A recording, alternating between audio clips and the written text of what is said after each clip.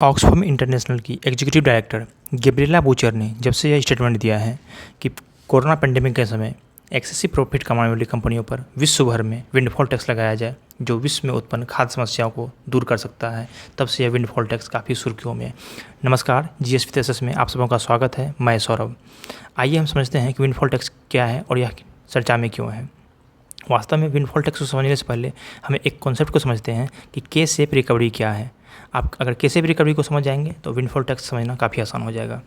वास्तव में पेंडेमिक खत्म होने के बाद या कम होने के बाद हमारी अर्थव्यवस्था जब ओपन हो रही थी तब कुछ सेक्टर ने काफ़ी तेज़ी से प्रगति की, काफ़ी तेज़ी से अपना रिकवरी किया और कुछ सेक्टर उतनी तेज़ी से रिकवरी नहीं कर पाए, उनकी रिकवरी रेट काफ़ी स्लो थी। जैसे अगर बात करें टूरिज्म सेक्टर की या एविएशन सेक्टर की, क्योंकि पूरी तरह पेंडेमिक खत्म नहीं हुआ था, अर्थव्यवस्था पूरी तरह ओपन नहीं हुई थी। जबकि कुछ सेक्टर जैसे online education sector, pharmaceutical sector, इसने काफ़ी तेज़ी से प्रगति की।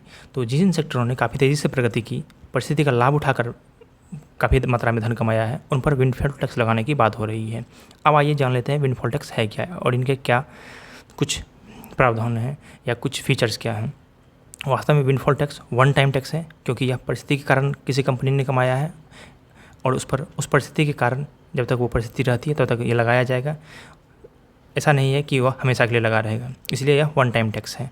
चूँकि यह वन टाइम टैक्स है, इसलिए इसमें सनसेट क्लॉज भी होता है। सनसेट क्लॉज का अर्थ होता है जैसे ही यह परिस्थिति खत्म होगी उसके बाद यह टैक्स ऑटोमेटिक खत्म हो जाएगा। जैसे अगर बात करें यूके की, तो यूके 2025 तक यह टैक्स लगाया है उन कंपनियों पर जिन्हें पेंडेमिक के कारण काफ़ी मात्रा में लाभ कमाया है।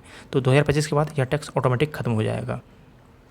ठीक, अगर भारत के संदर्भ में बात करें तो भारत के संदर्भ में आप जानते हैं कि भारत सरकार फूड, फर्टिलाइज़र और फ्यूल पर काफ़ी मात्रा में सब्सिडी देती है। अगर बात करें फूड पर सबसे ज़्यादा, फर्टिलाइज़र पर उसके बाद और फ्यूल पर उसके बाद, मतलब इस रैंकिंग को याद रखेंगे, कई बार एग्जाम में ऐसे आ सकते हैं। और इसके कारण भारत में महंगाई भी चरम स्तर पर पहुँच गई है।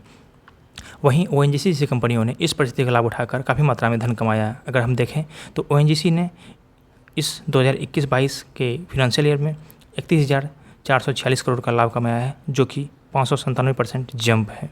आप समझ सकते हैं कि कितनी ज़्यादा मात्रा में धन कमाया है। इसलिए इन कंपनियों पर विंडफॉल टैक्स लगाना काफ़ी ही तर्कसंगत प्रतीत हो रहा है और इस पर लगाया जाना चाहिए। आइए इस संदर्भ में इस प्रश्न को हल करते हैं और देखते हैं कि हम लोगों ने जो कॉन्सेप्ट को समझाया है क्या वो प्रश्न को सॉल्व करने में काफ़ी है। आइए देखते हैं। Consider the following statement about windfall tax, a tax levied by government against certain industry when economical condition allow those industry to experience above average profit। आप समझ सकते हैं यह कथन सही है। दूसरा कथन देखते हैं कि windfall taxes are primarily levied on the company in the targeted industry. Targeted industry जैसे आप फार्मास्यूटिकल है या फ्यूल सेक्टर है या ऑनलाइन एजुकेशन सेक्टर है, that have benefited the most from the economic windfall most often commodity based business. आप समझ सकते हैं कि यह कथन भी बिल्कुल सही है, अतः हम आंसर सी के साथ जाएंगे, जो ए बी दोनों सही है। ऐसे ही अन्य जानकारी के लिए चैनल को सब्सक्राइब कर लें। धन्यवाद।